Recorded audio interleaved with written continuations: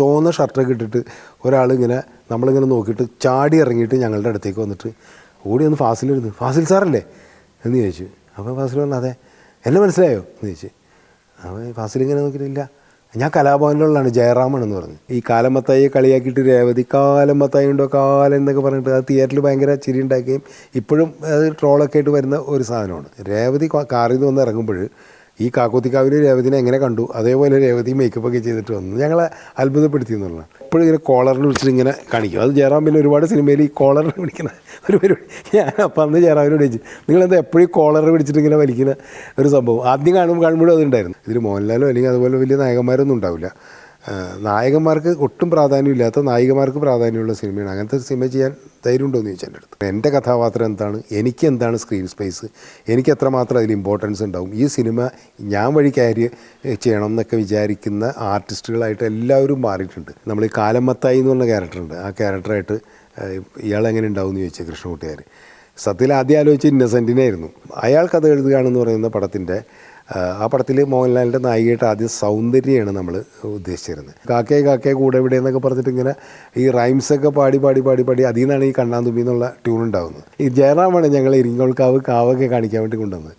പക്ഷേ എനിക്ക് സത്യം പറയാലോ, ഈ ഇരിങ്ങോൾക്കാവിൽ എത്തണ വരെ ജയറാം നിർത്താതെ നോൺ സ്റ്റോപ്പിൽ സംസാരം വരുന്നത്.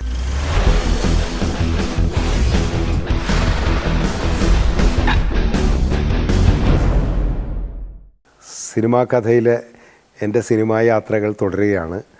ഞാൻ കഴിഞ്ഞ എപ്പിസോഡിൽ നിന്ന് പറഞ്ഞു നിർത്തത് വീണ്ടും നമുക്ക് തുടങ്ങാം. ഉണ്ണികളെ ഒരു കഥ പറയാൻ അവൻ്റെ റീ റെക്കോർഡിങ് നടക്കുകയാണ്. റീ റെക്കോർഡിങ് നടക്കുമ്പോൾ ഒരു ദിവസം ഇസ്മായിൽ എന്ന് പറഞ്ഞിട്ട് പ്രൊഡക്ഷൻ കൺട്രോളുണ്ട്. അദ്ദേഹം എന്നെ വിളിച്ചിട്ട് പറഞ്ഞു, അല്ല ഞാൻ ഒരു പ്രൊഡ്യൂസറുണ്ട്, പ്രൊഡ്യൂസറെ കൂട്ടിയിട്ട് അങ്ങോട്ട് വരുന്നുണ്ട്, അപ്പോൾ കമലിനെ ഒന്ന് കാണാൻ വേണ്ടിയിട്ടാണെന്ന് പറഞ്ഞു. ശരിയെന്ന് പറഞ്ഞിട്ട് വരാൻ പറഞ്ഞു. ഔസേപ്പച്ചൻ എന്ന് പറയുന്നത് പ്രൊഡ്യൂസറാണ്. അദ്ദേഹം ഇസ്മായിലിനായിട്ട് വരുന്നത്. ഞാൻ ഫാസിൽ പറഞ്ഞിട്ട് വരികയാണ്. പാച്ചിക്കാടെ ഔസേപ്പച്ചന് ചേർന്നിട്ട്, ഫാസിലിൻ്റെ ഔസേപ്പച്ചന് ചേർന്നിട്ട് പ്രൊഡക്ഷൻ കമ്പനിയുണ്ട്, ഞങ്ങളുടെ അടുത്ത പടം കമൽ ഡയറക്റ്റ് ചെയ്യണം. അപ്പോൾ ഫാസിൽ പറഞ്ഞിട്ടാണ്, ഫാസിലിനൊന്ന് മീറ്റ് ചെയ്യാൻ പറ്റുമോ എന്ന് ചോദിക്കാൻ വേണ്ടിയിട്ടാണ് വന്നതെന്ന് പറഞ്ഞു. ഞാൻ ചിലപ്പോൾ അത്ഭുതപ്പെട്ടു പോയി. കാരണം എന്താ വെച്ച് കഴിഞ്ഞാൽ ഞാൻ നേരത്തെ പറഞ്ഞ വരി എൻ്റെ രണ്ടാമത്തെ പടം ഉണ്ണികളെ ഇറങ്ങിയിട്ടില്ല. ആദ്യത്തെ പടം അങ്ങനെ ഭയങ്കര ഹിറ്റും ആയിട്ടില്ല. ആ സമയത്ത് ഫാസിലിനെ പോലെ അന്നത്തെ ഏറ്റവും സൂപ്പർ ഹിറ്റ് ഡയറക്ടറാണ് ഫാസിൽ. എന്നെ അടുത്ത പടം ചെയ്യാനായിട്ട് വിളിക്കും. എനിക്കാണെങ്കിൽ ഫാസിലിനായിട്ട് അത്ര വലിയ അടുപ്പമൊന്നുമില്ല അന്ന്. ഞാൻ പലയിടത്തും വെച്ചിട്ട് അദ്ദേഹത്തെ കണ്ടിട്ടുണ്ട്, ഞാൻ ആക്സിഡൻ്റ് ആയിരിക്കുമ്പോഴും കണ്ടിട്ടുണ്ട്, അല്ലാണ്ട് കണ്ടിട്ടുണ്ട്, അറിയാം എന്നും അല്ലാതെ കവിഞ്ഞിട്ട് അതിങ്ങനെ ഒരു വലിയ ബന്ധമൊന്നുമില്ല. എനിക്ക് അന്ന് കൂടുതൽ അറിയാവുന്ന സിദ്ദിഖ് ലാൽമാരെയാണ്. കാരണം അന്ന് ഫാസിലിൻ്റെ അസോസിയേറ്റ്സാണ് സിദ്ദിഖ് ലാൽ. അവരെ ഞാൻ എറണാകുളത്ത് വെച്ചിട്ടൊക്കെ കണ്ടിട്ടുണ്ട്. അവർ പപ്പൻ പ്രിയപ്പെട്ട പപ്പൻ എന്ന് പറഞ്ഞാൽ അവർ ആദ്യത്തെ പടം എടുക്കുന്ന സമയത്ത് തന്നെ ഞാൻ അവരെ ആ സ്ക്രിപ്റ്റുമായിട്ട് അവർ നടക്കുന്ന സമയത്ത് പോലെ അവരായിട്ട് പരിചയം അടുപ്പമൊക്കെ ഉള്ളതാണ്. അല്ലാതെ ഫാസിലായിട്ട് എനിക്ക് അത്ര അടുപ്പില്ല. പിന്നെ ആകെയുള്ള അടുപ്പെന്ന് പറഞ്ഞാൽ ഫാസിലിൻ്റെ അന്ന് അസോസിയേറ്റ് ഡയറക്ടറായിരുന്നു വേറെ അസോസിയേറ്റ് ആയിരുന്ന ബാബു ഷാഹിറാണ്, നമ്മുടെ സൗബിൻ ഷാഹിറിൻ്റെ ഫാദർ. ബാബു ഷാഹിർ എൻ്റെ കസിനെയാണ് കല്യാണം കഴിച്ചിട്ടുള്ളത്. അന്ന് സൗബിൻ എനിക്കുള്ള ചെറിയ കുട്ടിയും കണ്ടത്. അപ്പോൾ ബാബു ഷാഹിറാണ് പിന്നെ അടുപ്പുള്ള ഒരാൾ. പക്ഷേ ഫാസിലിനെനിക്ക് അത്ര അടുപ്പില്ല. അങ്ങനെ പിറ്റേ ദിവസം ഔസേപ്പച്ചൻ പറഞ്ഞിട്ട് ഞാൻ ഫാസിലിനെ കാണാൻ വേണ്ടിയിട്ട് മദ്രാസിൽ ചെല്ലുക. മദ്രാസിലുണ്ട്. ഞാനപ്പോൾ മദ്രാസിൽ അദ്ദേഹത്തിൻ്റെ ഓഫീസിൽ ചെല്ലുക. അപ്പോൾ മണിയത്തൂരിൽ 1000 ശിവരാത്രികൾ എന്ന് പറഞ്ഞാൽ അദ്ദേഹത്തിൻ്റെ പടത്തിൻ്റെ ഡബ്ബിംഗ് ഒക്കെ നടക്കുന്ന, പോസ്റ്റ് പ്രൊഡക്ഷൻ നടക്കുന്ന സമയമാണ്. ഞാൻ ഫാസിലിനെ ചെന്ന് കാണുന്നു. അവിടെ സിദ്ദിഖ് ലാലും ഉണ്ട്, ബാബു ഷാഹിറുണ്ട്. അങ്ങനെ എല്ലാവരും കൂടി സംസാരിക്കുന്നു. അപ്പോൾ ഫാസിൽ ഒരാളെ എന്നെ പരിചയപ്പെടുന്നത് മധുമുട്ടം എന്ന് പറഞ്ഞിട്ട് കഥാകൃത്താണ്. അപ്പോൾ ഒരു 2-3 കഥയുണ്ട്, കമലൊന്ന് കേട്ടു നോക്കണം, ഞങ്ങളുടെ അടുത്ത പടം ചെയ്തു തരുന്നത്. അപ്പോൾ ഞാൻ ഫാസിലിനോട് ചോദിച്ച്, എന്നെ ഇങ്ങനെ സംവിധാനം ചെയ്യാനായിട്ട് വിളിപ്പിച്ചേ? അല്ലല്ല, ഞങ്ങളിങ്ങനെ പുതിയ ആൾക്കാർ, ഒരു പ്രോമിസിംഗ് ആയിട്ടുള്ള പുതിയ ആൾക്കാരെ കൊണ്ട് ചെയ്യിക്കാമെന്നുള്ള ഒരു ആലോചനയാണ്. അപ്പോൾ അങ്ങനെയാണ് കമലിൻ്റെ പേര് ഇങ്ങനെ സജഷനിൽ വന്നു. ബാബുവൊക്കെയാണ് കമലിൻ്റെ പേര് പറഞ്ഞത്. അപ്പോൾ അതുകൊണ്ടാണ് അങ്ങനെ ഇതെന്ന് പറഞ്ഞു. അപ്പോൾ ഞാനിങ്ങനെ അത്ഭുതം. അപ്പോൾ കഥ 2-3 കഥയുണ്ട്, കേട്ടു നോക്കാൻ പറഞ്ഞു. അങ്ങനെ ഫാസിൽ 1-2 കഥ എന്നോട് പറഞ്ഞു. അപ്പോൾ പല രീതിയിലാണ് ഫാസിൽ പറഞ്ഞതൊക്കെ ഞാൻ ചെയ്യാൻ വെച്ചിരുന്നതാണ്, പക്ഷേ ഇതിലേത് വേണമെങ്കിലും കമലിന് സെലക്ട് ചെയ്യാമെന്ന് പറഞ്ഞു. അങ്ങനെ 3ാമത് പറഞ്ഞ കഥയാണ് കാക്കോത്തിക്കാവിലെ അപ്പൂപ്പൻ താടികളുടെ കഥ. അത് മധുമുട്ടത്തിൻ്റെ കഥയാണ്. എനിക്ക് പെട്ടെന്ന് സ്ട്രൈക്ക് ചെയ്തത് ഈ കാക്കോത്തിക്കാവിലെ അപ്പൂപ്പൻ താടികളാണ്. അപ്പോൾ ആ കഥ കേട്ട് കഴിഞ്ഞ് മറ്റു കഥ, അപ്പോൾ ആദ്യത്തെ കഥ എങ്ങനെയുണ്ടെന്ന് എന്നോട് ചോദിച്ചു. ഞാൻ പറഞ്ഞു, പാച്ചിക്ക അത് നല്ല കഥയാണ്, പക്ഷേ അത് പാച്ചിക്ക ചെയ്താലേ നന്നാവുള്ളൂ, ഞാൻ ചെയ്തത് നന്നാവുമെന്ന് എനിക്ക് തോന്നണില്ല, ഞാൻ ഇത് ചെയ്യലാണ്. പക്ഷേ ഇതിനകത്തൊരു കുഴപ്പമുണ്ട്, ഇതിലൊന്നാമത് നായകന്മാരാരുമില്ല, മനസ്സിലായില്ല. ഇപ്പോൾ മോഹൻലാലോ, നിങ്ങൾ രണ്ടും കൂടെ മോഹൻലാലായിരുന്നല്ലോ, ഇതിൽ മോഹൻലാലോ അല്ലെങ്കിൽ അതുപോലെ വലിയ നായകന്മാരൊന്നും ഉണ്ടാവില്ല. നായകന്മാർക്ക് ഒട്ടും പ്രാധാന്യമില്ലാത്ത നായികമാർക്ക് പ്രാധാന്യമുള്ള സിനിമയാണ്. അങ്ങനത്തെ സിനിമ ചെയ്യാൻ ധൈര്യമുണ്ടോ എന്ന് ചോദിച്ചു എൻ്റെ അടുത്ത്. ഞാൻ പറഞ്ഞ് പാച്ചിക്ക. അപ്പോൾ പുള്ളി പറഞ്ഞ് ഫാസിലാണ് സ്ക്രിപ്റ്റ് എഴുതുന്നത്, മധുമുട്ടത്തിൻ്റെ കഥയാണെന്ന് പറഞ്ഞു. അല്ല, ഫാസിൽ സ്ക്രിപ്റ്റ് എഴുതി ഫാസിൽ പ്രൊഡ്യൂസ് ചെയ്യണമെങ്കിൽ പിന്നെ ഞാൻ പേടിക്കേണ്ട കാര്യമില്ലല്ലോ എന്ന് പറഞ്ഞു. ആ പുള്ളി പറഞ്ഞു ഓക്കെ, കമലിന് ഓക്കെ ആണെങ്കിൽ നമുക്ക് മുന്നോട്ട് പോകാം. അപ്പോൾ അതിൻ്റെ ഒരു കഥയുടെ ഒരു സ്ട്രക്ചർ മാത്രമേ ഉള്ളൂ, അല്ലാണ്ട് ഒരു സ്ക്രീൻ പ്ലേ ഒന്നുമില്ല, നമുക്ക് ഇരിക്കാമെന്ന് പറഞ്ഞു. അങ്ങനെ ഞങ്ങൾ പിന്നെ തുടർന്നുള്ള ദിവസങ്ങളിൽ അപ്പോൾ സിദ്ദീഖ് ലാലും വരും കൂടെ ഉണ്ട്. ഞങ്ങളുടെ ഡിസ്കഷൻ എന്ന് പറഞ്ഞാൽ മധുമുട്ടം, പാച്ചിക്ക, സിദ്ദീഖ് ലാലുമാണ്. അപ്പോൾ ഞങ്ങൾ ഒരുമിച്ച് ഇരുന്നിട്ടാണ് ഡിസ്കഷനും കാര്യങ്ങൾ. ഇങ്ങനെ മധുമുട്ടം ഇടയ്ക്ക് നാട്ടിൽ പോയി, പിന്നെ ഇവർ തന്നെയാണ് സിദ്ദീഖ് ലാലുമാണ് കൂടെ ഉണ്ടാവുക കൂടുതൽ ടൈമിൽ. അപ്പോൾ ആ സിനിമയിൽ കുറേ കാര്യങ്ങൾ സിദ്ദീഖും ഭയങ്കരമായിട്ട് കോൺട്രിബ്യൂട്ട് ചെയ്യുന്നുണ്ട്. ഇന്നിപ്പോൾ സിദ്ദീഖ് നമ്മളോടൊപ്പം ഇല്ല. ഒരുപാട് ഓർമ്മകളുള്ളൊരു കാര്യമാണ് കാക്കോത്തിക്കാവിലെ അപ്പൂപ്പന്താടികൾ. കാക്കോത്തിക്കാവിൽ എൻ്റെ അസോസിയേറ്റായിട്ട് വർക്ക് ചെയ്തത് സിദ്ദീഖാണ്. അങ്ങനെയും കൂടി എനിക്ക് ഒരു ബന്ധമുണ്ട്. എൻ്റെ ആദ്യത്തെ സിനിമയുടെ അസോസിയേറ്റ് ഡയറക്ടർ വിജയ് തമ്പി ആയിരുന്നു. അതുകൂടി കൂട്ടത്തിൽ പറഞ്ഞു പോകണ കൂട്ടത്തിൽ പറയണമല്ല. മിഴുന്നൂർ പോളിൻ്റെയും ഉണ്ണികളെ ഒരു കഥ പറയാം വിജയ് തമ്പി ആയിരുന്നു അസോസിയേറ്റ്. ഉണ്ണികളെ ഒരു കഥ പറയാം അതിൽ താഹ, ഈ പറക്കുംതളിയൊക്കെ ഡയറക്റ്റ് ചെയ്തില്ലേ, താഹ എൻ്റെ അസിസ്റ്റൻ്റായിരുന്നു ഈ പടങ്ങളിലൊക്കെ. പിന്നീട് കാക്കോത്തിക്കാവിൽ വന്നു കഴിഞ്ഞപ്പോൾ പിന്നെയും സൂര്യൻ കുനിശ്ശേരി എന്ന് പറഞ്ഞിട്ട് പിന്നീട് എന്നെ ഒരുപാട് പടങ്ങളിൽ അസോസിയേറ്റായ സൂര്യൻ കുനിശ്ശേരി, സലീം പടിയത്ത് എൻ്റെ കസിൻ കൂടിയാണ്. ഇവരൊക്കെ വന്ന ആ പടത്തിലാണ്. പിന്നെ ഹരിദാസ്, കോഴിക്കോട് ഹരിദാസ് എൻ്റെ ഡയറക്ടറുണ്ട്. ഇവരൊക്കെ ആ പടത്തിൽ വന്നത്. താഹയൊക്കെ ഉണ്ടായിരുന്നു. വിജയ് തമ്പി കാക്കോത്തിക്കാവിൽ ഉണ്ടായിരുന്നില്ല. അപ്പോഴേക്കും അദ്ദേഹം ഇൻഡിപെൻഡൻ്റ് ഡയറക്ടറായി മാറി. അങ്ങനെയാണ് അതിന് പകരം സിദ്ദീഖ് അസോസിയേറ്റായിട്ട് വരുന്നത്. ഈ കാക്കോത്തിക്കാവിലെ അപ്പൂപ്പന്താടികളുടെ ഒരു പ്രത്യേകത എനിക്ക് തോന്നിയത്, ഞാൻ ആദ്യം പറഞ്ഞ മാതിരി തന്നെ ഹീറോയിൻസിന് ഇമ്പോർട്ടൻസ് ഉള്ള ഒരു സിനിമയാണ്. അപ്പോൾ 2 നായികമാർ വേണം. ഒന്ന് രേവതിയും ഒന്ന് അംബികയാണ് അഭിനയിച്ചത്. അപ്പോൾ രേവതിയുടെ റോൾ ആദ്യം പുതുമുഖത്തെ കൊണ്ട് ആരെക്കൊണ്ടെങ്കിലും അഭിനയിപ്പിക്കാമെന്നാണ് ഫാസിൽ പറഞ്ഞത്. അതിന് വേണ്ടിയിട്ട് ഞങ്ങൾ ഓഡിഷൻ നടത്തി കുറേ കുട്ടികളൊക്കെ അന്ന് അഭിനയിപ്പിച്ചൊക്കെ നോക്കുകയൊക്കെ ചെയ്തിരുന്നു. പക്ഷേ ആരെയും നമുക്ക് തൃപ്തി വരണില്ല. അങ്ങനെ രേവതി എങ്ങനെ ഉണ്ടാവും എന്നുള്ളത് ആദ്യമേ തന്നെ പാച്ചിക്ക് പറയണ്ടായിരുന്നു. അപ്പോൾ നമുക്ക് നോക്കാമെന്ന് പറഞ്ഞ് രേവതി ഒരു ദിവസം പാച്ചിക്കയുടെ ഓഫീസിൽ വന്ന് നമ്മൾ കഥ പറഞ്ഞ് രേവതി ഭയങ്കര എക്സൈറ്റഡായി.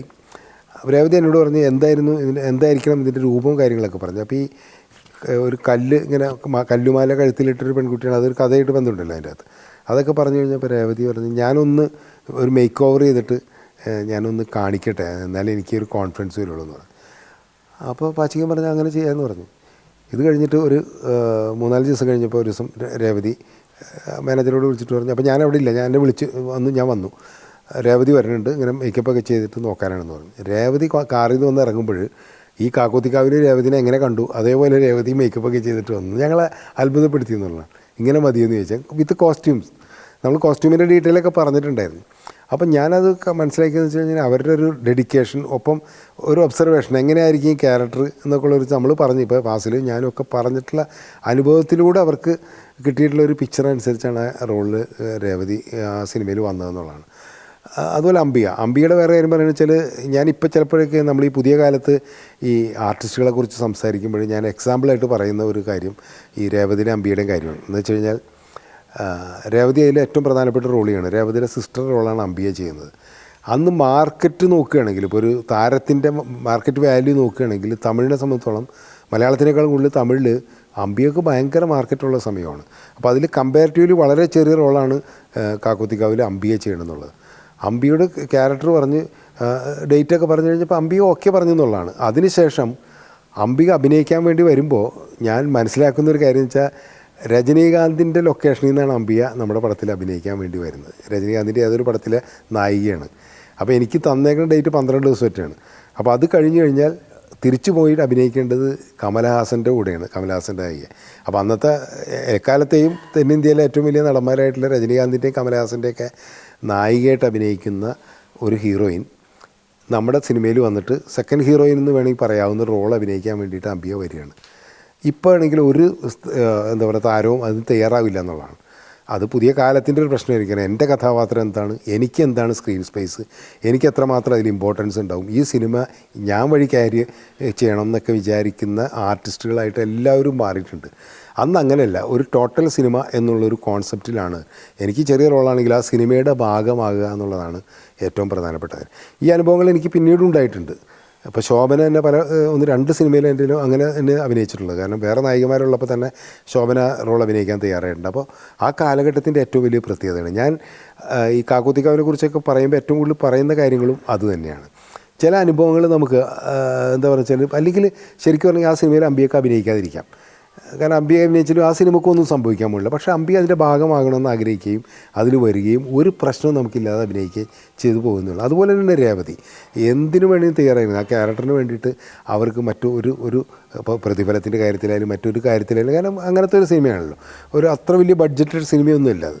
അങ്ങനെ നായകന്മാരില്ല. അതും ഒരു പ്രത്യേകമാണ്. ഇപ്പോൾ ആലോചിക്കുമ്പോൾ നമുക്കൊരു ഹീറോ ഇല്ലാത്തൊരു സിനിമ എന്ന് പറയുന്നത് ഇപ്പോൾ സങ്കല്പിക്കാൻ പോലും നമുക്ക് പറ്റില്ല എന്നുള്ളതാണ്.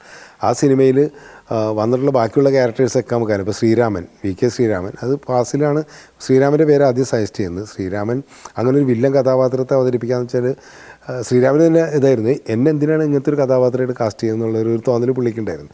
പക്ഷേ അതിനെ പുള്ളിനെ മേക്ക് ഓവർ ചെയ്തു വന്നു കഴിഞ്ഞാൽ പുള്ളി ആ ക്യാരക്ടർ അതിമനോഹരമായിട്ട് ചെയ്തു. അതുപോലെ തന്നെ സുരാസു എന്ന് പറഞ്ഞ ആക്ടർ ഇപ്പോൾ പുതിയ തലമുറയ്ക്ക് എത്ര അറിയുമെന്നറിയില്ല. അക്കാലത്തെ വലിയ നാടകനടനായിരുന്നു, എഴുത്തുകാരനായിരുന്നു, തിരക്കഥാകൃത്തൊക്കെ ആയിരുന്നു. പക്ഷേ ഒരു അനാർക്കിസ്റ്റായിരുന്നു പുള്ളി. ലൊക്കേഷനിൽ നമുക്ക് ഒരുപാട് പ്രശ്നങ്ങൾ പുള്ളി ഉണ്ടാക്കിയിട്ടുണ്ട്. പക്ഷേ എന്നാലും സുരാസു അതിൽ ഗംഭീരമായിട്ട് പെർഫോം ചെയ്തിട്ടുണ്ട്. MS തൃപ്പൂണിത്തുറ. അങ്ങനെ കമ്പാരിറ്റീവ്ലി ആ കാലഘട്ടത്തിൽ പുതുമുഖങ്ങളാണെന്ന് തോന്നുന്ന ഈ സൈഡ് റോൾ അഭിനയിക്കുന്ന ആൾക്കാരാണ് ആ സിനിമയിൽ ബാക്കിയുള്ള കഥാപാത്രങ്ങളൊക്കെ അവതരിപ്പിച്ചത്. കുറേ അങ്ങനത്തെ ക്യാരക്ടർ ചെയ്ത് ഇപ്പോൾ സുരാസു, MS തൃപ്പൂണിത്തുറയുടെ കാര്യമൊക്കെ പറഞ്ഞല്ലോ. അതുപോലെ തന്നെയാണ് കൃഷ്ണൻകുട്ടി നായർ അന്ന് അത്ര പോപ്പുലർ ആയിട്ടില്ല. ഞാൻ കൃഷ്ണൻകുട്ടി നായരെ കാണുന്നത് പെരുവഴി അമ്പലത്തിൽ, പത്മരാജൻ്റെ പെരുവഴി അമ്പലത്തിൽ കണ്ടിട്ടാണ്. ഞാൻ ഫാസിലിൻ്റെ അടുത്ത് നമ്മൾ ഈ കാലമ്മത്തായി എന്ന് പറഞ്ഞ ക്യാരക്ടറുണ്ട്, ആ ക്യാരക്ടറായിട്ട് ഇയാളെങ്ങനെ ഉണ്ടാവും എന്ന് ചോദിച്ചത് കൃഷ്ണൻകുട്ടി നായർ. സത്യത്തിൽ ആദ്യം ആലോചിച്ച് ഇന്നസെൻറ്റിനായിരുന്നു. ആദ്യം ഞങ്ങൾ കഥയൊക്കെ ഡിസ്കസ് ചെയ്യുമ്പോൾ ഈ കാലമ്മത്തായി എന്ന് പറഞ്ഞ ക്യാരക്ടർ ഇന്നസെൻറ്റ് ചെയ്യാമെന്നുള്ളായിരുന്നു ഫാസിലും സിദ്ദീഖും ഞാനൊക്കെ വിചാരിച്ചത്. പക്ഷേ നമ്മളാലോചിച്ച് ഇന്നസെൻ്റായിട്ട് ചെയ്യുമ്പോൾ അതിനൊരു യൂഷ്വൽ ഒരു ഇത് വരും. വേറെ പുതിയൊരു മുഖം അധികം കണ്ട് പരിചയമില്ലാത്ത ഒരാളെ ചെയ്യിച്ചു കഴിഞ്ഞാൽ കുറച്ചുകൂടി നല്ലതല്ലേ എന്ന് വെച്ചിട്ടാണ് കാക്കോത്തിക്കാവിൽ കാലമ്മത്തായി ആയിട്ട് ഇദ്ദേഹം വന്നതെന്നുള്ളതാണ്. അപ്പോൾ കാലമ്മത്തായി എന്നുള്ള പേര് കാണുമ്പോൾ തന്നെ ആൾക്കാർ വിചാരിക്കുന്നത് വെച്ച് കഴിഞ്ഞാൽ അതുപോലത്തെ ഒരാളാണ്. പക്ഷേ ഈ മെലിഞ്ഞ് ഇദ്ദേഹത്തിൻ്റെ നടത്തത്തിനും അദ്ദേഹത്തിൻ്റെ സംഭാഷണം നീട്ടി വലിച്ചിട്ടുള്ള സംഭാഷണം ഉണ്ടല്ലോ, നിനക്കൊന്നുകൂടി പറയാം, ഒന്നുകൂടി എഴുതാമെന്നൊക്കെ പറഞ്ഞിട്ട് അദ്ദേഹം പറയുന്ന ആ ഒരു ഇതുണ്ട്. പിന്നെ ഈ കാലമ്മത്തായിയെ കളിയാക്കിയിട്ട് രേവതി കാലമ്മത്തായി ഉണ്ടോ കാലം എന്നൊക്കെ പറഞ്ഞിട്ട് അത് തിയേറ്ററിൽ ഭയങ്കര ചിരി ഉണ്ടാക്കുകയും ഇപ്പോഴും അത് ട്രോളൊക്കെ ആയിട്ട് വരുന്ന ഒരു സാധനമാണ്. അത് സത്യത്തിൽ ഈ കാലമ്മത്തായി ഉണ്ടോ കാലം എന്നുള്ള ആ ഒരു സാധനം, ആ രീതി പറയുന്നത് സിദ്ദീഖിൻ്റെ സംഭാവനയാണ് എന്നുള്ളതാണ്. സിദ്ദീഖിൻ്റെ സംഭാവന. നമ്മൾ ഡിസ്കഷൻ സമയത്ത് സിദ്ദീഖാണ് അത് അങ്ങനെ അനുകരിച്ച് കാണിച്ചിട്ട് പാച്ചിക്ക് കുറേ നേരം ചിരിക്കുകയും അങ്ങനെയാണ് അത് പടത്തിൽ അങ്ങനെ പറയാം എന്നുള്ള രീതിയിലേക്ക് ഉൾപ്പെടുത്തി. അപ്പോൾ കൃഷ്ണൻകുട്ടി നായർ വളരെ നന്നായിട്ട് ആ സിനിമയിൽ വന്നു. സെയിം ടൈമിൽ തന്നെയാണ് പൊന്മുട്ടയിടുന്ന താറാവിലും കൃഷ്ണൻകുട്ടി നായർ ആ പടം ഇറങ്ങി. ഈ 2 പടം കൂടി വന്നതിന് ശേഷമാണ് കൃഷ്ണൻകുട്ടി നായർക്ക് നല്ലൊരു ഇത് വരുന്നത്. മറ്റൊരു അനുഭവം ഇതുപോലെ കുട്ടികളുടെ കാര്യം പറഞ്ഞപ്പോൾ ഒരു കുട്ടിയെക്കുറിച്ച് കൂടി പറയേണ്ടതുണ്ട്, അത് ഞാനത് വിട്ടുപോയി. അതായത് ആദ്യം അതിൽ രേവതിയുടെ ചെറുപ്പമായിട്ട് അഭിനയിച്ച കുട്ടികൾ ഉണ്ട്. അതായത് കണ്ണാന്തുമ്പി പോരാമെന്നുള്ള പാട്ടിൽ 2 പേരാണ്. ഒന്ന് കാവേരിയാണ്, അംബിയുടെ ചെറുപ്പം അഭിനയിച്ച കാവേരിയാണ്. പിന്നെ കാവേരി നായികയായി വന്നില്ല. കാവേരിയുടെയും ആദ്യത്തെ ബാലതാരമായിട്ടുള്ള ആദ്യത്തെ സിനിമയാണത്. അംബിയുടെ ചെറുപ്പം. കാവേരിയുടെ കൂടെ വന്ന രേവതിയുടെ ചെറുപ്പം അഭിനയിച്ച കുട്ടി ആദ്യം ആ കുട്ടിയായിട്ട് വേറൊരു കുട്ടിയെ കൊണ്ടുവന്ന് അഭിനയിപ്പിച്ച് നോക്കി. ആ കുട്ടി ഭയങ്കര കരച്ചിലായി, ശരിയാവാതെ തിരിച്ചയച്ചു. ഒരു ദിവസം ഫുൾ ഡേ ഷൂട്ട് ചെയ്തിട്ട് പറ്റാണ്ട് തിരിച്ചയച്ചു. മറ്റൊരു കുട്ടിയെ തിരുവനന്തപുരത്ത് കൊണ്ടുവന്ന് അതിനെയും കുറേ നമ്മൾ അഭിനയിപ്പിച്ച് അത് പറയുന്ന ഒന്നും ചെയ്യാനായിട്ട് ആ കുട്ടിക്ക് പറ്റുന്നില്ല. ആകെ വരണ്ട്, ക്യാമറയും ഞങ്ങളെയൊക്കെ കണ്ടിട്ട് വരണ്ട്. 2-3 ദിവസം ഈ കുട്ടിയെ വെച്ച് നമ്മൾ കുറേ ട്രൈ ചെയ്തിട്ട് പറ്റാണ്ടായി കഴിഞ്ഞപ്പോൾ എന്ത് ചെയ്യുമെന്ന് ആലോചിച്ചുകൊണ്ടിരിക്കുമ്പോൾ നമ്മൾ പറഞ്ഞ് മദ്രാസിൽ നിന്ന് സ്ഥിരമായിട്ട് ബാലതാരമായിട്ട് അഭിനയിക്കുന്ന ആരെങ്കിലും തന്നെ കൊണ്ടുവരാം, അതായിരിക്കും നല്ലതെന്ന് പറഞ്ഞ് നെക്സ്റ്റ് ഡേ പ്രൊഡക്ഷൻ കൺട്രോളർ ആരോ വിളിച്ചിട്ട് പറഞ്ഞ് ഒരു കുട്ടിയെ കൊണ്ടുവന്നു. ഒരു തെലുങ്ക് കുട്ടിയാണ്, തമിഴ് അത്യാവശ്യം അറിയാം. ആ കുട്ടിയാണ് രേവതിയുടെ ചെറുപ്പമായിട്ട് അഭിനയിച്ചത്. അത് വന്നപ്പോൾ തന്നെ ഇതിനു വേണ്ടിയിട്ട് എന്താ പറയുക, ഉണ്ടായ കുട്ടി എന്നുള്ള രീതിയിൽ തന്നെയാണ് നമ്മൾ പറഞ്ഞു കൊടുക്കുന്ന അതേപോലെ പറയുക, അഭിനയിക്കുകയൊക്കെ ചെയ്യുന്നത്. നമ്മുടെ പഴയ ബേബി ശാലിനിയുടെ ഒരേ രീതിയിലുള്ള ഒരു കുട്ടിയായിരുന്നു. ഭയങ്കര രസമായിട്ട് ആ കുട്ടി ആ പടം കണ്ടുള്ള എല്ലാവർക്കും അറിയാം. കണ്ണാന്തുമ്പി പോരാമെന്നുള്ള ആ പാട്ടിൽ ഇന്നസെൻ്റായിട്ട് ചിരിക്കുന്നതൊക്കെ കുട്ടി ആ പടത്തിൽ അഭിനയിച്ചു. പിന്നെ എനിക്ക് ഞാൻ കുട്ടിയെ കണ്ടിട്ടില്ല. എത്രയോ വർഷങ്ങൾ കഴിഞ്ഞിട്ട് എനിക്കൊന്നും അറിയില്ല കുട്ടിക്ക് എന്ത് പറ്റിയെന്നും അറിയില്ല. ഞാൻ ഈ അയാൾ കഥ എഴുതുകയാണെന്ന് പറയുന്ന പടത്തിൻ്റെ ആ പടത്തിൽ മോഹൻലാലിൻ്റെ നായികയായിട്ട് ആദ്യം സൗന്ദര്യയാണ് നമ്മൾ ഉദ്ദേശിച്ചിരുന്നത്. സൗന്ദര്യ പിന്നെ ഡേറ്റിൻ്റെ ഒക്കെ എന്തൊരു പ്രശ്നം വന്നിട്ട് പെട്ടെന്ന് ലാസ്റ്റ് മിനിറ്റിൽ മാറി. നമുക്ക് വേറെ നായികയെ കിട്ടില്ല. ആ കൺഫ്യൂഷൻ ആയിരിക്കുന്ന സമയത്ത് പല നായികമാരെ നമ്മൾ ട്രൈ ചെയ്യുക. അപ്പോൾ മദ്രാസിലുള്ള സരിത, നടി സരിതയുണ്ട്. അപ്പോൾ സരിതയോട് നമ്മുടെ ഇന്ത്യൻ പ്രൊഡ്യൂസറൊക്കെ ലത്തീഫ്ക്കൊക്കെ വിളിച്ച് പറഞ്ഞിട്ട് ആരെങ്കിലും പെട്ടെന്ന് ഒരു നായികയെ നമുക്ക് അറേഞ്ച് ചെയ്യാൻ പറ്റും. ഷൂട്ടിംഗ് തുടങ്ങാൻ 3-4 ദിവസമുള്ളൂ. അങ്ങനെ സരിത പെട്ടെന്ന് വിളിച്ചിട്ട് ഇങ്ങനെ മന്ത്ര എന്ന് പറഞ്ഞിട്ട് ഒരു തെലുങ്ക് നടിയുണ്ട്, നായികയാണ്. തെലുങ്കിൽ ഇപ്പോൾ വലിയ നായികയാണ്. മന്ത്ര പറ്റുമോ എന്നൊക്കെ ചോദിച്ചിട്ട് ഫോട്ടോ ഒക്കെ വന്നപ്പോൾ നമുക്ക് നല്ല മന്ത്ര നമുക്കറിയാം, നന്നായിരിക്കും എന്നൊക്കെ പറഞ്ഞിട്ട് മന്ത്രയെ വിളിച്ചു സംസാരിക്കും. പറഞ്ഞു മന്ത്രയ്ക്ക് വേറെ ഏതൊരു പടത്തിൻ്റെ ഡേറ്റാണ്, കറക്റ്റ് ഡേറ്റ് വേറെ ഏതൊരു വലിയ തെലുങ്ക് പടത്തിൻ്റെയാണ്, അതുകൊണ്ട് വരാൻ പറ്റില്ല എന്ന് പറഞ്ഞിട്ട് ആരുടെ പടമാണ് മോഹൻലാലിൻ്റെ പടം ഡയറക്ടറായിരുന്നു എന്ന് കമലിൻ്റെ പേരൊക്കെ പറഞ്ഞു കഴിഞ്ഞപ്പോൾ ഉടനെ ഈ മന്ത്ര പറഞ്ഞു, അയ്യോ കമൽ സാറിൻ്റെ പടമാണ്, സാറിന് എനിക്കറിയാം, സാറിന് പക്ഷേ എന്നെ ഓർമ്മയുണ്ടോയെന്നറിയില്ല, ഞാൻ കാക്കോത്തിക്കാവിൽ അഭിനയിച്ചിട്ടുണ്ട്. കാക്കോത്തിക്കാവിൽ രേവതിയുടെ ചെറുപ്പമായിട്ട് അഭിനയിച്ച കുട്ടിയാണ് ഈ മന്ത്ര എന്ന് പറയുന്ന നായിക. അപ്പോൾ ഞാനിത് അറിയണേ ഇല്ല, മനസ്സിലായില്ലേ. അപ്പോൾ അത് ഭയങ്കര അത്ഭുതം. അങ്ങനെ സരിത പറഞ്ഞ് ഞാൻ നമ്പർ എടുത്തിട്ട് ഞാൻ അവരായിട്ട് ഫോണിൽ സംസാരിച്ചു. അപ്പോൾ ഒന്നാലോചിച്ചു, ഞാൻ നേരത്തെ ഉണ്ണികളയിൽ എയർ ഹോസ്റ്റേഴ്സായ പെൺകുട്ടി എന്നെ കണ്ടു എന്ന് പറഞ്ഞ പോലെ നമ്മുടെ പടത്തിൽ ബാലതാരമായി അഭിനയിച്ച കുട്ടി പിന്നീട് തെലുങ്കിൽ വലിയ നായികയായി. പക്ഷേ ഞാൻ അറിയുന്നില്ല എന്നുള്ളതാണ്.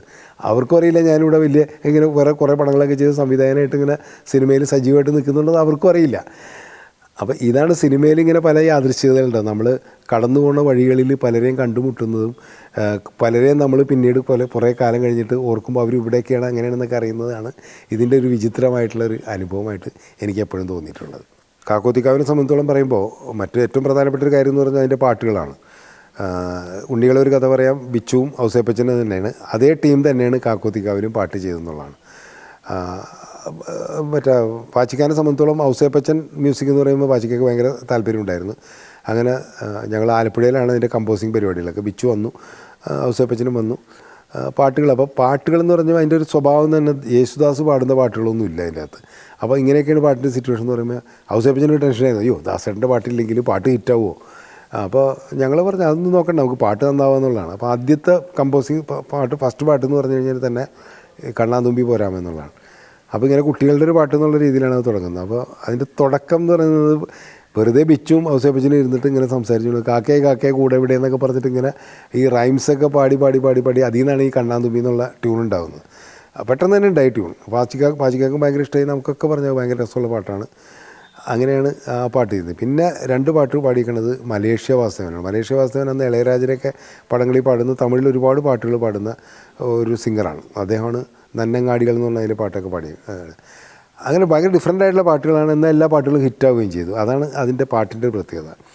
കാക്കോത്തിക്കാവ് ലൊക്കേഷൻ ഇവിടെയായിരുന്നു, മറ്റേ പന്തളത്തിനടുത്ത് ചാമക്കാവ് എന്ന് പറഞ്ഞു, വെൺമണി എന്ന് പറയുന്ന സ്ഥലമുണ്ട്, അതിനടുത്ത് ചാമക്കാവ് എന്ന് പറഞ്ഞൊരു കാവിലാണ് ഈ ലൊക്കേഷൻ. അവിടെ ഈ കാവുണ്ടല്ലോ, കാക്കോത്തിക്കാവിലെ കാവ് നമ്മൾ ഷൂട്ട് ചെയ്തത് അവിടെയാണ്. ഈ കാവിൻ്റെ പുറയിലും ഒരു വലിയ കഥയുണ്ട്, അതുകൂടി പറഞ്ഞിട്ട് വേണം ഈ കാക്കോത്തിക്കാവിൻ്റെ സാധനങ്ങൾ പറഞ്ഞു വരാനായിട്ട്. ഞങ്ങൾ ഈ കാവ് അന്വേഷിച്ചിട്ട് ഒരുപാട് സ്ഥലത്ത് ആദ്യം നടന്നുള്ളതാണ്. ആദ്യം മലബാറിൽ നിന്നാണ് തുടങ്ങിയത്. ഞാനും ഔസേപ്പച്ചനും അതിൻ്റെ ആർട്ട് ഡയറക്ടറെ കൂടിയിട്ട് നമ്മൾ മലബാറിൽ തലശ്ശേരി, കണ്ണൂർ ആ ഭാഗങ്ങളൊക്കെ പല കാവുകളൊക്കെ നോക്കി. നമുക്കപ്പോൾ ഒരു കുറേ സ്റ്റെപ്പുകൾ ഇങ്ങനെ കയറിപ്പോയിട്ട് ഒരു കാവ് വേണമെന്നുള്ളതാണ് നമ്മുടെ ഒരു സങ്കല്പത്തിലുണ്ടായിരുന്നത്. അപ്പോൾ ഒന്നും നോക്കിയിട്ടൊന്നും കറക്റ്റായിട്ട് കിട്ടുന്നില്ല. അങ്ങനെ ഞങ്ങൾ പിന്നെ ഷൊർണൂർ ഒറ്റപ്പാലം ഭാഗത്ത് നോക്കാമെന്നൊക്കെ പറഞ്ഞിട്ട് അവിടെ വന്ന് ഷൊർണൂർ TVയിൽ വന്നിട്ട് ഞങ്ങളൊരു രാത്രി വന്നു, റൂമെടുത്ത് രാവിലെ നോക്കുമ്പോൾ ഷൊർണൂർ TVയിൽ മോമാക്ക എന്ന് പറയുന്ന ഒരാളുണ്ട്, നമുക്കൊക്കെ അറിയുന്ന ഒരു കക്ഷിയാണ്, അവിടെ കെയർടേക്കറാണ്. അപ്പോൾ മോമാക്ക പറഞ്ഞ് എം ടി സാർ അവിടെ ഉണ്ടെന്ന് പറഞ്ഞു, എം ടി സാറ് അവിടെ നിന്ന് എഴുതിക്കൊണ്ടിരിക്കേണ്ടതെന്ന്. ഞാൻ എം ടി സാറിനെ കാണാൻ വേണ്ടിയിട്ട് ചെന്ന്, അപ്പോൾ സാറ് എഴുതിക്കൊണ്ടിരിക്കുകയാണ്. എം ടിയായിട്ട് വർത്തമാനം പറഞ്ഞ്, അപ്പോൾ അങ്ങനെ പറഞ്ഞ് ലൊക്കേഷൻ നോക്കി വന്നാണ്, കാവ് അന്വേഷിച്ചിട്ടാണെന്ന് പറഞ്ഞപ്പോൾ എം ടി സാർ പറഞ്ഞു, കാവ് ഈ ഷൊർണൂർ ഭാഗത്തൊന്നും അങ്ങനെ നിങ്ങൾ കഥയ്ക്ക് ഉദ്ദേശിക്കുന്ന രീതിയിലൊരു കാവ് ഉണ്ടാവില്ല. ഒരു കാവുള്ളത് പെരുമ്പാവൂരടുത്ത് ഇരിങ്ങോൾക്കാവ് എന്ന് പറഞ്ഞിട്ടൊരു കാവുണ്ട്. എം ടി സാറ് പോയിട്ടൊന്നുമില്ല, സാറിനൊന്ന് കേട്ടിട്ടുണ്ട്, വലിയ കാവാണെന്ന് ഞാൻ കേട്ടിട്ടുണ്ട്, അവിടെ ഒന്ന് പോയി നോക്കുമെന്ന് പറഞ്ഞു. അങ്ങനെ എം ടി സാറ് പറഞ്ഞിട്ട് ഞങ്ങൾ പെരുമ്പാവൂർ ഇരിങ്ങോൾക്കാവിൽ പോവുകയാണ്. അപ്പോൾ ഫാസിലുണ്ട്, ഫാസിലും വരാമെന്ന് പറഞ്ഞിട്ട് ഞാൻ, ഫാസിൽ, ഔസേപ്പച്ചൻ പ്രൊഡ്യൂസർ, പിന്നെ അതിൻ്റെ ആർട്ട് ഡയറക്ടർ OP തോമസ്, ഞങ്ങൾ 4 പേരും കൂടി പെരുമ്പാവൂർ ചെന്ന്. അപ്പോൾ ഈ കാവ് എവിടെയെന്ന് നമുക്കറിയില്ല. പെരുമ്പാവൂർ അമ്പലത്തിൻ്റെ അവിടെ ചെന്നിട്ട് ആരോടെങ്കിലും ചോദിക്കാമെന്ന് പറഞ്ഞ് കാറ് നിർത്തിയിട്ട് ഞങ്ങൾ ഇറങ്ങി ചോദിക്കാൻ വേണ്ടി നിൽക്കുമ്പോൾ ആ അമ്പലത്തിൻ്റെ മതിലിൻ്റെ അവിടെ 3-4 ചെറുപ്പക്കാരിരിക്കുന്നുണ്ട്. ആ ചെറുപ്പക്കാർ ഞങ്ങളിങ്ങനെ ശ്രദ്ധിക്കുന്നുണ്ട്. അതിൽ ചുവന്ന ഷർട്ടൊക്കെ ഇട്ടിട്ട് ഒരാളിങ്ങനെ നമ്മളിങ്ങനെ നോക്കിയിട്ട് ചാടി ഇറങ്ങിയിട്ട് ഞങ്ങളുടെ അടുത്തേക്ക് വന്നിട്ട് ഓടി ഒന്ന് ഫാസിലിരുന്ന്, ഫാസിൽ സാറല്ലേ എന്ന് ചോദിച്ചു. അപ്പോൾ ഫാസിൽ പറഞ്ഞു, അതെ. എന്നെ മനസ്സിലായോ എന്ന് ചോദിച്ചു. അപ്പോൾ ഫാസിലിങ്ങനെ നോക്കിയിട്ടില്ല, ഞാൻ കലാഭവനിലുള്ളതാണ്, ജയറാമാണെന്ന് പറഞ്ഞു. കലാഭവനിൽ ഉള്ള മിമിക്രി ആർട്ടിസ്റ്റ് ജയറാമാണെന്ന് പറഞ്ഞു. മറ്റേ ഇവരെ സിദ്ദീഖ് ലാലിൻ്റെ കൂടെയൊക്കെ ഞാൻ ഇതിലുണ്ട്. ആണോ എന്ന് ചോദിച്ച് എന്നെ പരിചയപ്പെടുത്തി. ഞാൻ എനിക്കറിയാം എന്നൊക്കെ പറഞ്ഞിട്ട് ഇങ്ങനെ ജയറാമിൻ്റെ ഇങ്ങനെ ഇപ്പം ഞങ്ങൾ പറഞ്ഞു ഇങ്ങനെ ഇരിങ്ങോൾക്കാവ് കാവാണ്, എനിക്കറിയാം എന്ന് പറഞ്ഞാൽ ജയറാം ഞങ്ങളുടെ കാറി കയറി ചാടിക്കയറി. ഈ ജയറാമാണ് ഞങ്ങളെ ഇരിങ്ങോൾക്കാവ് കാവൊക്കെ കാണിക്കാൻ വേണ്ടി കൊണ്ടുവന്നത്. പക്ഷേ എനിക്ക് സത്യം പറയാലോ, ഈ ഇരിങ്ങോൾക്കാവിൽ എത്തണവരെ ജയറാം നിർത്താതെ നോൺ സ്റ്റോപ്പിൽ സംസാരമായിരുന്നു. സംസാരിച്ച് വെറുപ്പിക്കാന്ന് പറയില്ലേ, അവിടെ എത്തിയപ്പോഴേക്കും ഇയാളൊരു ഭയങ്കര പൊതു ശല്യമാണെന്നുള്ള രീതിയിലാണ് ഞാൻ ബാച്ചിക്കോട് മെല്ലെ പറഞ്ഞു, ഇതെന്തൊരു വെറുപ്പിക്കലാണ് പറഞ്ഞിട്ടാണ് ജയറാമിനെ ഞാൻ ആദ്യം പരിചയപ്പെടുന്നത്. അങ്ങനെയാണ് ഇരിങ്ങോൾക്കാവ് എന്ന് കഴിഞ്ഞപ്പോൾ നമുക്ക് ഈ സ്റ്റെപ്പുകൾ ഇങ്ങനെ ഇല്ലാത്തതുകൊണ്ട് തന്നെ നമുക്കത് ഉപയോഗിക്കാൻ പറ്റില്ല എന്ന് പറഞ്ഞു. അങ്ങനെ തിരിച്ച് ജയറാം ഇതേപോലെ എൻ്റെ വീട്ടിലേക്ക് പോകാമെന്ന് പറഞ്ഞ് ഞങ്ങൾ അവൻ്റെ വീട്ടിൽ കൊണ്ടുപോയി. ജയറാം അമ്മയൊക്കെ ഉണ്ടായിരുന്നു, ചായയൊക്കെ തന്നു, കുറേ നേരം വർത്താനമൊക്കെ പറഞ്ഞ് പാച്ചിക്കോട് ചാൻസൊക്കെ ചോദിച്ച് എൻ്റെ അടുത്തും പറഞ്ഞ് ഈ പടത്തിൽ എന്തെങ്കിലും ഒരു റോൾ എനിക്ക് തരണം എന്ന് പറഞ്ഞ് പാച്ചിക്ക പിന്നെ അല്ലേ അയാൾക്ക് എന്തെങ്കിലും റോള് കൊടുക്കണ്ടേന്നൊക്കെ പറഞ്ഞിട്ട് ഞങ്ങൾ എന്ത് റോള് കൊടുക്കുന്നുള്ളത് അതിൽ ആകെ ഉള്ളതെന്ന് വെച്ച് കഴിഞ്ഞിട്ടുണ്ടെങ്കിൽ ഈ രേവതി അതിൽ ഒരു TV കാണുന്ന സീനുണ്ട്, അതിൽ മുറുക്കി തുപ്പണ ഒരിതുണ്ട്, വീടിൻ്റെ അകത്ത് മുറുക്കി പടം കണ്ടിട്ടുള്ള ആൾക്കാർ, അതിലൊരു ചെറുപ്പക്കാരനായിട്ട് കൊടുക്കാമെന്നൊക്കെ പറഞ്ഞിട്ട് ഞങ്ങൾ തീരുമാനിച്ച്. അപ്പോൾ എന്നാൽ ജയറാമിനെ വിളിക്കാമെന്നൊക്കെ പറഞ്ഞിരിക്കുമ്പോൾ പിറ്റേ ദിവസം പാച്ചിക്ക് പറഞ്ഞു, അല്ല അത് വേണ്ട, അത് ചെറിയ റോളല്ല, അത് മാത്രമല്ല ഞാൻ അപ്പ ഹാജിയോട് പറഞ്ഞു പോയി, അതുകൊണ്ട് അത് അപ്പ ഹാജി ചെയ്താൽ മതി എന്ന് പറഞ്ഞു. അങ്ങനെ ജയറാമിൻ്റെ ആ റോള് പോയി. പക്ഷെ അത് ഭാഗ്യം എന്നുള്ളതാണ്. ഞാൻ ജയറാമിനോട് എനിക്ക് അറിയില്ല, അന്ന് അങ്ങനെ ആ റോളിൽ അഭിനയിച്ചിരുന്നെങ്കിൽ പത്മരാജൻ ചിലപ്പോൾ അപരനിൽ വിളിക്കില്ലായിരുന്നു. നിങ്ങളുടെ ഭാഗ്യം. ഇത് കഴിഞ്ഞിട്ട് 1 മാസം 2 മാസം കഴിഞ്ഞപ്പോഴാണ് അപരനിൽ അഭിനയിക്കാൻ വേണ്ടിയിട്ട് പത്മരാജൻ വിളിക്കുന്നതും ജയറാം ആ പടത്തിൽ അഭിനയിക്കുന്നത്. പിന്നെ അതിന് ശേഷം ജയറാമിനെ കാണാൻ വേണ്ടി വന്നിരുന്നു. കാണാൻ വേണ്ടി ഒരു ജുബ്ബ ഇട്ടിട്ട്, ഒരു നീളുടെ ജുബ്ബയൊക്കെ ഇട്ട് വന്നിട്ട് മുടി മറ്റേ എപ്പോഴും ഇങ്ങനെ കോളറിൽ വിളിച്ചിട്ട് ഇങ്ങനെ കാണിക്കും. അത് ജയറാം പിന്നെ ഒരുപാട് സിനിമയിൽ ഈ കോളറിൽ പിടിക്കുന്ന ഒരു പരിപാടി. ഞാൻ അപ്പം അന്ന് ജയറാമിനോട് ചോദിച്ചു, നിങ്ങളെന്താ എപ്പോഴും കോളർ പിടിച്ചിട്ട് ഇങ്ങനെ വലിക്കുന്ന ഒരു സംഭവം. ആദ്യം കാണുമ്പോഴും അതുണ്ടായിരുന്നു. അത് ജയറാമിൻ്റെ ഒരു ഇതാണ്. അപ്പോൾ ഞാൻ പറഞ്ഞു വെച്ചാൽ ആദ്യം ഞങ്ങളുടെ കാറിലേക്ക് ഇടിച്ച് കയറി ഞങ്ങളെ ലൊക്കേഷൻ കാണിക്കാൻ കൊണ്ടുവന്ന ഒരാളാണ് ജയറാം. പിന്നീട് ഞാനും ജയറാം കൂടി ഒരുപാട് സിനിമകൾ ചെയ്ത് എൻ്റെ ഏറ്റവും കൂടുതൽ നായകനായിട്ട് അഭിനയിച്ചിട്ടുള്ളതും ജയറാം തന്നെയാണ്.